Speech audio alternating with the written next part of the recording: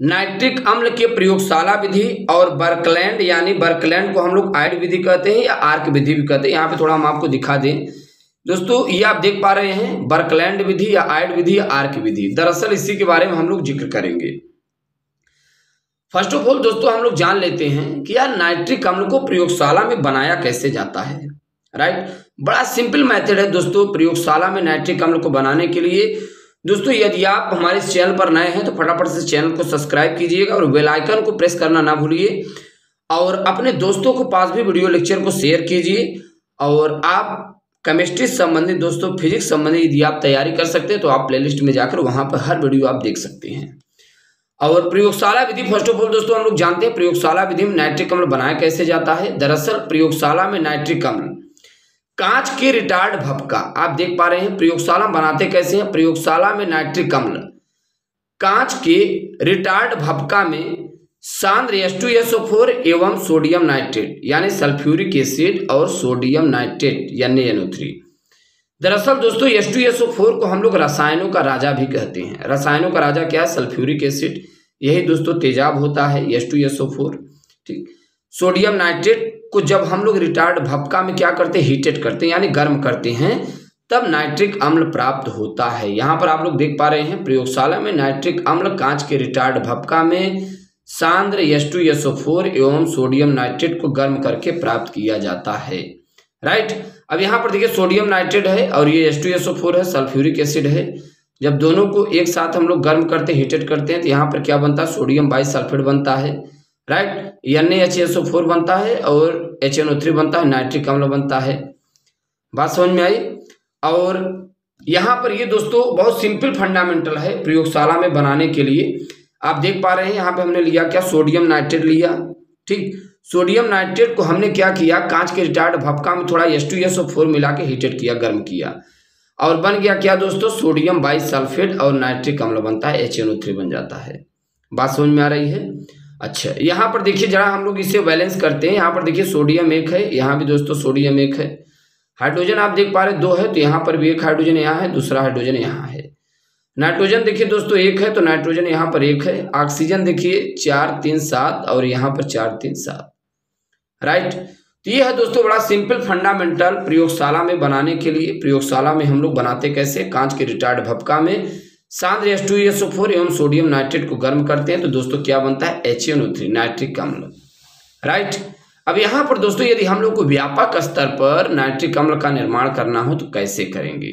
दरअसल दोस्तों व्यापक स्तर पर दो वैज्ञानिक होते हैं बनाने के लिए, एक बर्कलैंड है और दूसरा होता है दोस्तों ओस्टवार्ड विधि। व्यापक स्तर यानी व्यापक स्तर मतलब दोस्तों प्रयोगशाला विधि एक ऐसी विधि होती है तो हम लोग घर पर भी बना सकते हैं, लेकिन व्यापक स्तर की बात करें तो हम लोगों को अगर बहुत ढेर सारा मात्रा में नाइट्रिक अम्ल का उत्पादन करना हो तो कैसे करेंगे, वो है दोस्तों बर्कलैंड विधि, या इसी को हम लोग आयड विधि कहते हैं, या इसी को हम लोग आर्क विधि भी कहते हैं।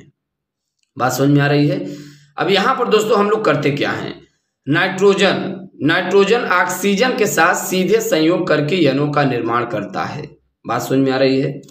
नाइट्रोजन दोस्तों ऑक्सीजन के साथ सीधे संयोग करके यनों का निर्माण करता है, यानी कि N2 + O2 एरो मार्क 2 यनो बना 43.2 kCl एनर्जी बाहर निकलती है। नाइट्रोजन ऑक्सीजन के साथ दोस्तों सीधे संयोग करता है तो नाइट्रिक ऑक्साइड यानी यनो बन जाता है। अब ध्यान दीजिए, यनो का पुनः ऑक्सीकृत होता है, यानी यनो ऑक्सीजन के साथ पुनः ऑक्सीकृत होता है, यानी यनो ऑक्सीजन के साथ संयोग करेगा 2NO2 बन जाएगा नाइट्रोजन डाइऑक्साइड। अब ये दोस्तों नाइट्रोजन डाइऑक्साइड वाटर के साथ क्या करता है, वाष्पित होता है, वाटर के साथ क्रिया करता है तो नाइट्रिक अम्ल बन जाता है, HNO2 बन जाता है। बड़ा सिंपल है, हम आपको याद कराने की कोशिश करते हैं। यहाँ पर ध्यान दीजिए N2 + O2 arrow mark 2 यनो। Nitrogen जब ऑक्सीकृत होता है ऑक्सीजन की उपस्थिति में 2 यनो बन जाता है, और जो दोस्तों जब 2 यनो नाइट्रोजन मोनोऑक्साइड जब ऑक्सीजन के साथ ऑक्सीकृत होता है तो 2NO2 बन जाता है नाइट्रोजन डाइऑक्साइड। पुनः दोस्तों जब नाइट्रोजन डाइऑक्साइड वाटर के साथ क्या होता है, वाष्पित होता है तो HNO3 नाइट्रिक अम्ल बन जाता है, HNO2 बन जाता है। राइट, ये दोस्तों व्यापक स्तर पर नाइट्रिक अम्ल कैसे बनाया जाता है, बड़ा ही सिंपल फंडामेंटल है। बर्कलैंड विधि या इसी को हम लोग दोस्तों कहते हैं आयड विधि या आर्क विधि भी कहते हैं, तो ये आपको याद होना चाहिए। N2+O2, नाइट्रोजन एक बार ऑक्सीजन संयोग किया 2NO बना लिया। चलिए इतना तैयार। अब 2NO दोस्तों फिर पुनः ऑक्सीजन साथ संयोग करेगा 2NO2 बना लेगा, फिर 2NO2 यहाँ H2 क्रिया करेगी HNO3 HNO2 बन जाता है। अब दोस्तों इसके थोड़ा हम लोग गुण के बारे में जानते हैं, फिर यूजेज के बारे में जानते हैं। दोस्तों इंपॉर्टेंट फैक्टर हम लोग अध्ययन कर रहे हैं। अब दोस्तों यहाँ पर आप ध्यान दीजिए, लासा तेलीय इसके बारे में क्या बताते हैं। लासा तेलीय आप जानते होंगे, ऊष्माक्षेपी ऊष्माशोषी अभिक्रिया के बारे में, ताप और सांद्रण के बारे में जिक्र किए थे, राइट। यहाँ पे दोस्तों इन्होंने बताया क्या, इस अभिक्रिया में ऊष्मा अवशोषित होती है। इस अभिक्रिया में दोस्तों ऊष्मा अवशोषित होती है, परंतु आयतन में कोई परिवर्तन नहीं होता। बात समझ में आ रही है। इस अभिक्रिया में दोस्तों ऊष्मा अवशोषित होती है, ऊष्मा दोस्तों खींचता है कितना 43 हमने आपको दिखाया, परंतु आयतन में कोई चेंजिंग नहीं होता। तो इसी बात पर लासा तेलीय ने दोस्तों कहा कि लासा तेलीय के नियमानुसार उच्च ताप पर अधिक HNO3 का उत्पादन होता है, यानी हाई टेम्परेचर रखा जाता है। बात समझ में आ रही है। इसीलिए तो हम लोग इसे आर्क विधि भी कहते हैं। लासा तेलीय ने इसी पर कहा उच्च ताप पर अधिक HNO3 का उत्पादन होता है, क्योंकि आयतन में दोस्तों कोई चेंजिंग नहीं हुआ। ऊष्माशोषी अभिक्रिया, जितना ज्यादा दोस्तों टेम्परेचर बढ़ाएंगे उतना ही ज्यादा ऊष्मा अवशोषित होगी। टेम्परेचर बढ़ाने का मतलब दोस्तों ऊष्मा अवशोषित करने का मतलब टेम्परेचर ज्यादा है। बात समझ में आ रही है। तो लासा तेलीय ने कहा उच्च ताप पर HNO3 का ज्यादा उत्पादन होता है, ठीक। अब दोस्तों यहाँ पर ध्यान दीजिए, इनका गुण क्या है, प्रॉपर्टीज क्या है। यह एक रंगहीन द्रव है। रंगहीन दोस्तों द्रव होता है, इसका कोई कलर नहीं होता है। इसका विशिष्ट घनत्व 1.504 होता है। इसका जलीय विलयन प्रबल अम्ल की तरह व्यवहार करता है। और आप जानते हैं दोस्तों नाइट्रिक अम्ल यानी जो HNO3 है, इसी नाइट्रिक अम्ल से दोस्तों अम्लराज बनाया जाता है, यानी HNO3 का 3 भाग, HCl का 3 भाग, HNO3 का 1 भाग जब मिलता है तो दोस्तों क्या बनता है, तब जाकर दोस्तों बनता है अम्लराज। अम्लराज को दोस्तों हम लोग एक्वारेजिया कहते हैं। किसी भी जल को, किसी भी धातु को पिघलाने काम में आता है। इसका दोस्तों हिमांक कितना होता है, 231.4 केल्विन, इतने पे जम जाएगा। और क्वथनांक कितना होता है दोस्तों, 355.6 केल्विन, इतने पे वेपर में बदलने लगते हैं, राइट। तो इस प्रकार से दोस्तों इनके गुणों के बारे में हम लोग सीख पा रहे हैं। यह एक रंगहीन द्रव है। इसका विशिष्ट घनत्व डेंसिटी दोस्तों 1.504 है। इसका जलीय विलयन दोस्तों प्रबल अम्ल की तरह व्यवहार करता है। और एक चीज ध्यान रखना है, स्ट्रॉन्ग एसिड है ही।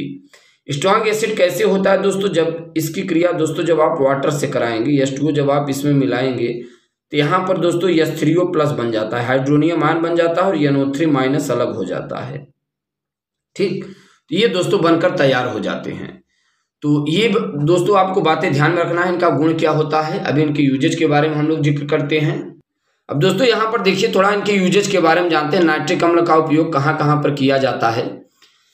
इसका उपयोग उर्वरक के रूप में किया जाता है। ये आप देख पा रहे हैं दोस्तों, बड़ा इंटरेस्टिंग, बड़ा इंपॉर्टेंट है। उर्वरक के रूप में, उर्वरक मतलब दोस्तों जैसे यूरिया वगैरह होता है, इन सभी के उत्पादन में इनका उपयोग किया जाता है। दूसरा है दोस्तों विस्फोटक या पायरो तकनीकी के रूप में इनका उपयोग किया जाता है। विस्फोटक या दोस्तों पायरो तकनीकी के रूप में। बात समझ में आ रही है।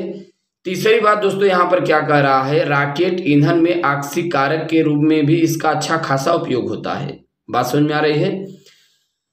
विस्फोटक में दोस्तों जैसे टालुइन वगैरह बनाने में इसका उपयोग अच्छा खासा किया जाता है। उर्वरक आप देखते होंगे, उर्वरक जैसे अमोनियम नाइट्रेट वगैरह, अमोनियम लवण वगैरह बनाने में इनका उपयोग करते हैं। यूरिया वगैरह उत्पादन के में अच्छा खासा उपयोग होता है, ठीक। रॉकेट ईंधन में आक्सीकारक के रूप में तो ये उपयोग होते हैं। और यहाँ पर देखिए विस्फोटक में जैसे यहाँ पर आते हैं ट्राइनाइट्रोग्लिसरीन TNG, ये भी दोस्तों एक विस्फोटक पदार्थ होता है। ट्राइनाइट्रोटालुइन तथा अन्य कार्बनिक यौगिकों के विरचन यानी उत्पादन बनाने में किया जाता है।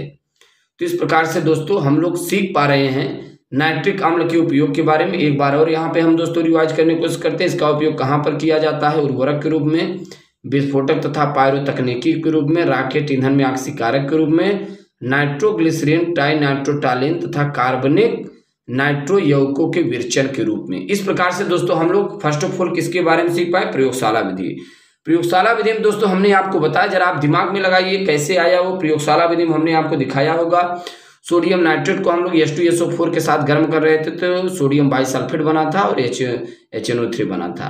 वहीं पे दोस्तों बर्कलैंड विधि, आयड विधि, आर्क विधि में हमने आपको बताया नाइट्रोजन ऑक्सीजन के साथ संयोग करके 2NO बनाता है। 2NO दोस्तों ऑक्सीजन के साथ संयोग करके 2NO2 बनाता है दोस्तों। 2NO2 जल के साथ अवशोषित करके अमोनिया बना लेता है। उसके बाद हमने गुण और उपयोग के बारे में जान पाया। इसके बाद दोस्तों हम लोग अगले वीडियो लेक्चर में मुलाकात करेंगे। Thanks for watching, thanks lot, धन्यवाद।